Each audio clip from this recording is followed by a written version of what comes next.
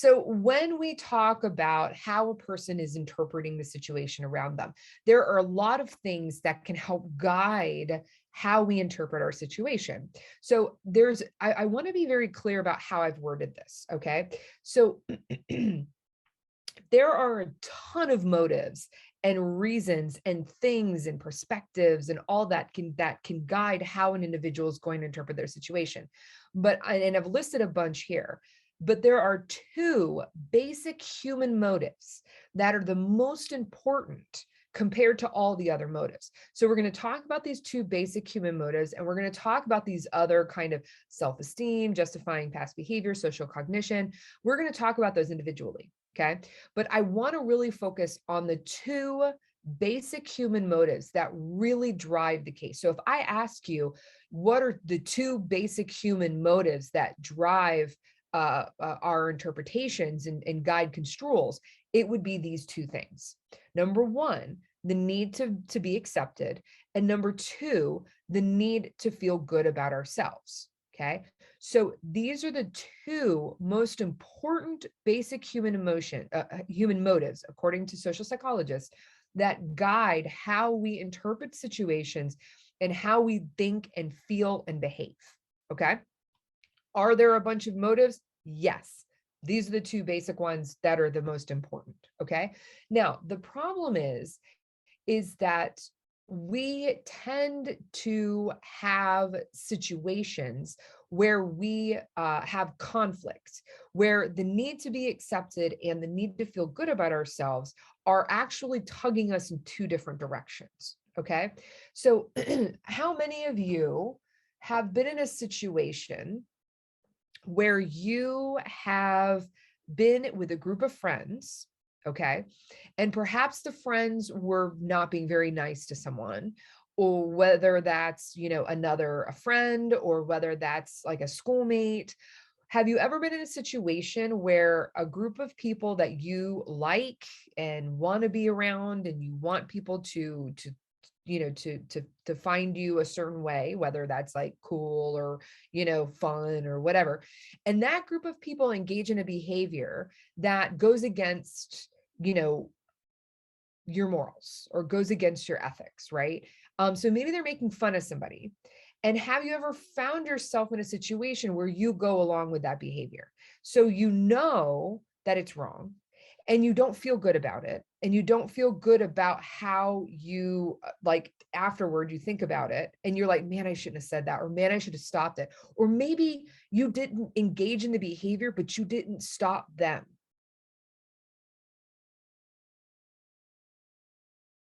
Everybody's been in this situation, whether it's when you're 12 or whether it was last week. Okay. We all find ourselves in situations like this. And then you look back in the behavior and you go, you know what? Um, I don't feel good about that. I don't feel like that was the right thing to do. Okay. And this is where those two motives are actually tugging you in different directions. Okay. Because what would happen if you engaged in a behavior that was like, oh guys, don't do that, that's not right, whether it's stop trying to stop it, or whether it's removing yourself and walking away? What would that have done in that particular situation with those friends? So think of a scenario, like, what do you think the behavior would have been in that group of friends had you said, guys, knock it off, or that's not right, or or go to the person and comfort them? What do you think the friends would have done? There's a huge risk that they will turn against you, right? Or they're not going to accept you, or they're going to ignore you, or they're going to push you out the group, or they're going to then turn to you and start making fun of you, right? That's always a risk. And so that sort of violates this need to be accepted. So you're in a situation where you want the group to accept you, but there's something going on where you don't feel good about what's happening. So the need to feel good about yourself and the need to be accepted are in direct conflict. And social psychologists are very interested in why individuals choose to do certain things, because if you're in it, depending on what your choice is, whether you go along with it, Okay. If you go along with it, then you have just satisfied the need to be accepted. If you go against it, then you have not satisfied the need to be accepted, but you have satisfied the need to feel good about yourself. So you have to make a choice. Whether action or inaction is still a choice of your behaviors and thoughts. And then now you have to go through and justify your behavior, right? Well, that person deserved it, or, oh, it wasn't that bad, right? So we start justifying our actions. That's where it gets really tricky. And we're going to talk about that later. But these are the two main human motives that drives our construals and how we interpret, and then how we think, and then how we act. Another really interesting thing that we can talk about, and we can bring this into looking at sort of political and current situations. So there was a really interesting experiment that took place. A researcher took peace proposals. Okay. So they took two sets of peace proposals. They took one that was written by Israeli negotiators, and then they took one that was written by Palestinian negotiators. Okay. So they had one labeled Palestine and one labeled Israel. And they took the Palestinian proposals and they gave it to Palestinian citizens. Okay. But they labeled it Israeli proposal. And they did the same thing to the other side. What do you think was the reaction of the citizens who were looking through and basically reading the proposals? Do you think they agreed with what was written in the proposal? Okay. So the Israeli group read Israeli proposals, but labeled as Palestinian. And the Palestinian citizens read the Palestinian proposals, but labeled as Israeli. Do you think that they found the proposals fair? Do they think they liked what they read? What do you guys think? No, absolutely not. They did not find them fair. They did not find them attractive. And so here's a quote from the researcher. They rejected the proposal absolutely based on the fact that it was the side that they didn't agree with. Okay. And we can do this. We can have a proposal written by a Democrat, give it Democrats, but put Republican on it. We can give a proposal that says Republican, right? Whatever, you know what I'm saying? So, and we can do it on the opposite side and see exactly the same phenomenon. And I'm going to read you a quote from the researcher, because this is really, really interesting. Okay. The researcher basically said, if your own proposal isn't going to be attractive to you when it comes from the other side, okay, what chance is there that the other side's proposal is going to be attractive when it comes from the other side? And the hope is that with this research and understanding this phenomenon, that negotiators can understand to look at proposals objectively without thinking about where they're coming from, and to be able to compromise based off of objective principles that are written in proposals, not necessarily where they came from. And so we can look at this sort of politically. We can look at this, a lot of times in looking at kind of where information, the source is, an individual might completely discount the information because it's coming from a specific source.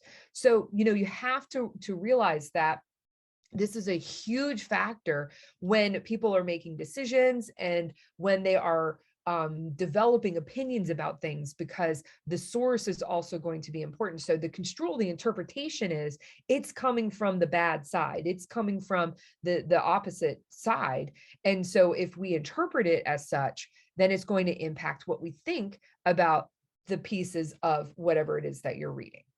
Okay. So what we're doing is I want to kind of bring us back to this list. Okay. So we've talked about the two basic human motives: need to be accepted and the need to feel good about yourself. Okay. So then what we're going to do is we're going to go through each of these. So we're going to go through self-esteem, justifying past behavior, social cognition. I have a slide for each of these so that we can kind of talk about, oh, these are the other motives that can help guide construals and how we interpret situations. So this one right here is the idea of the self-esteem approach. Okay. So self-esteem is how we evaluate ourselves, how we value our own self-worth, if we determine how good we are, how competent we are, how decent we are. So, if you have high self-esteem, you have high confidence in yourself, you feel good about yourself and feel like you're competent. Person who has low self-esteem tends to, they're not as confident in their abilities. They don't feel as good about themselves, and they might feel that their self-worth is lower than the people around them. Okay. So we do, as individuals, have a really strong need to maintain a decent self-esteem, right? This kind of folds back into the need to feel good about ourselves. And so, what people will do is really distort the world around them because they want to feel good about themselves. So you could probably think of situations where you've had friends who really do not have a very factual view of themselves. Like they see themselves very differently than the people around them. And so, and a lot of times they see themselves much more positively than other people around them. And you're like, you know what, you're kind of a jerk. And they're like, oh no, I'm just a realist, I just tell it like it is. And so what they'll do is they'll kind of distort this view of themselves, because if they look at themselves and, wow, I'm a jerk, that negative viewpoint really will take a major chunk of their self-esteem. So naturally we do try to we do try to see the better side of ourselves naturally. Now, of course, some would argue, of course, that not all of us have that. Some of us are hard on ourselves and we're our own worst critic, but naturally we do try to be better about having a positive outlook on ourselves. And we do tend to distort what we see around us because we want that reflected in our self-esteem. And so I'm sure plenty of you have friends who are like, they have a very different view of themselves, much more positive than some of the friends around them. Okay, so let's look at another one. So let's talk about justifying past behavior. So this is another construal, a way that we can guide to kind of interpret the world around us. And when we in this kind of furthers that notion that we tend to kind of distort the world around us a bit, to make ourselves feel better, and also to justify why it is that we behave a certain way. And it's because that being seriously critical about ourselves can be really difficult sometimes. And acknowledging that we have a deficiency, acknowledging that we did something wrong or did something bad or should feel guilty about something can be hard sometimes. And so what we tend to do is we end up seeing the world incorrectly around us and distorting that world. And that is the cost for us to justify positively the behavior that we have done.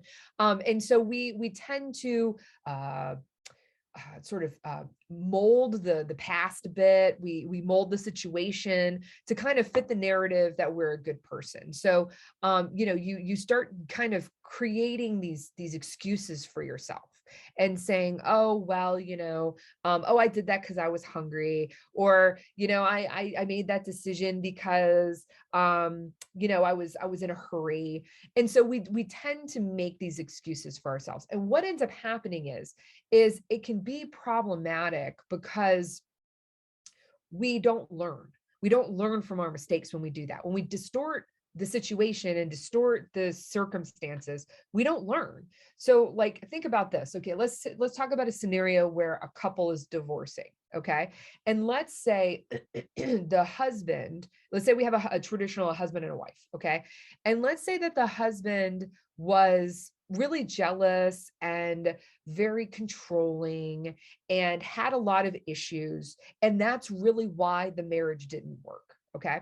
So let's just say that was the situation. Well, what that person might do, that the husband might say is, well, instead of sort of admitting that he was jealous and over possessive and all that, he might blame the breakup on the fact that his wife didn't meet his needs. Okay. That she wasn't responsive enough, and that she was not the right match for him because she was just not, she didn't give him enough attention, enough affection, and didn't understand his needs. Now, if that is how the husband distorts the situation, what's going to happen the next time that he's in a relationship? What do you guys think? Still going to be possessive, still going to be jealous. He's not going to change, right? He's not going to change because he has distorted the situation so much. It's going to be the same cycle over and over again. A lot of you guys are hitting this, the same thing as before, still over possessive, still jealous. Interestingly, very good comment here. His next partner will somehow have the same issues as as the first wife. That's so strange how he keeps picking the same type of person. Well, maybe, okay, maybe it's one of those situations where it's like, it's not me, it's you. Usually you're like, oh, it's not you, it's me. In this case, it's like, it's you, it's not me. Okay. This is a problem that you need to actually address and you need to face as an individual. And so this can be really hard for people to make the, basically, make the determination that they have something to fix, right? That it's not necessarily a problem with the individual, the other person. It's a problem with them. And so, when you try to justify your behavior in this way and to this extent, where you're ignoring, what's going on around you, distorting it so much, that is going to impact if you change or not, and if you change behavior. And we can look at this in lots of different examples. So for example, we can look at a person who on the outside might look disheveled. They may, not have, they may live out their car. They might be, somebody who doesn't get to things on time. They're always late. And that person might view themselves as a free spirit and they're just living life and they're just enjoying it. Whereas, somebody else might view them differently. If you view yourself a certain way and you don't find an issue with that, you're justifying all your behaviors, then you're not going to change anything about yourself. Okay.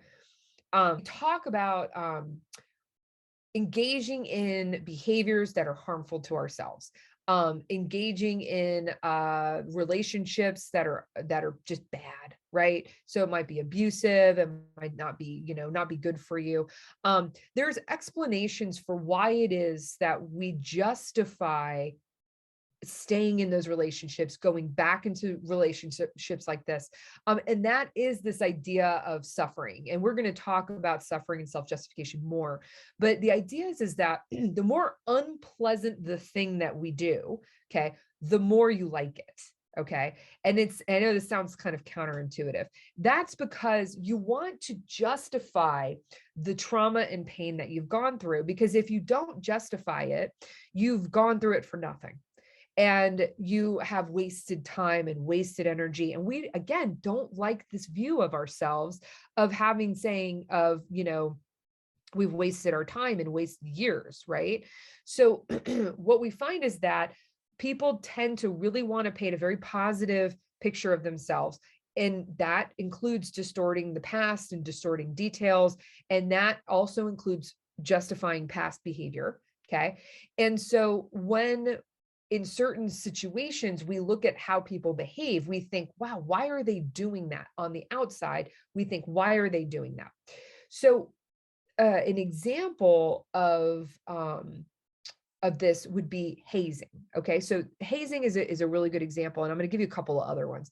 So hazing for like fraternities and sororities is very much not supposed to be happening right now. It's illegal. I know that in some cases it still goes on, but 20 years ago, hazing was a huge thing. I mean, people would be doing some really severe things that would hurt them, embarrass them. In some cases, some people died during hazing, during like fraternities and sorority initiations. Not purposefully. It would be like accidental because they were doing some hazing activity and it went wrong.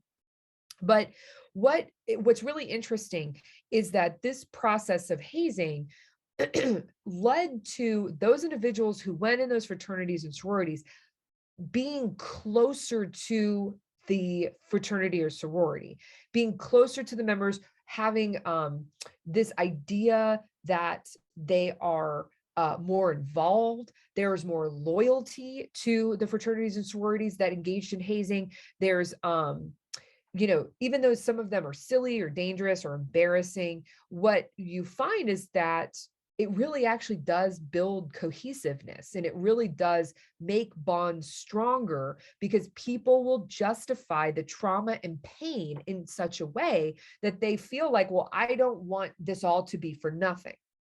So if you look at people who were in fraternities and sororities 20 and 30 years ago, and if you look at people who are in fraternities and sororities now, and you compare like values and loyalty and how cohesive they are and how people feel about the groups, those that were 20 and 30 years ago and engaged in hazing have much stronger feelings toward those groups than individuals now who very likely didn't engage in much hazing at all. Okay.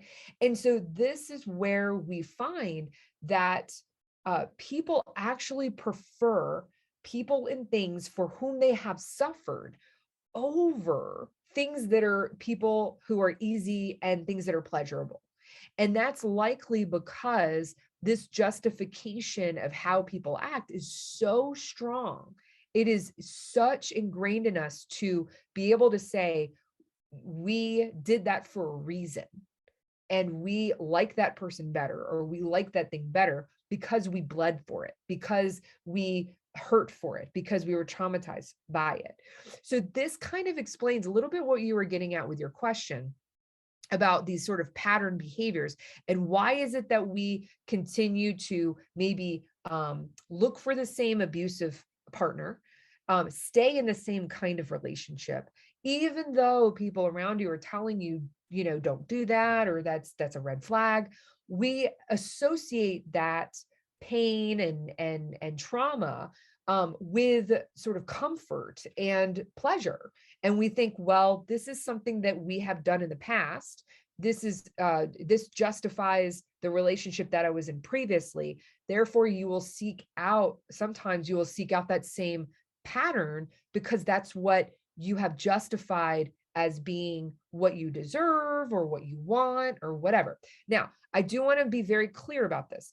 I do not in any way, shape, or form want to victim blame. Okay. It is not the person who is in that relationship's fault for being in an abusive relationship. I'm just talking about some of the research behind human nature and how one will seek out these things. Okay.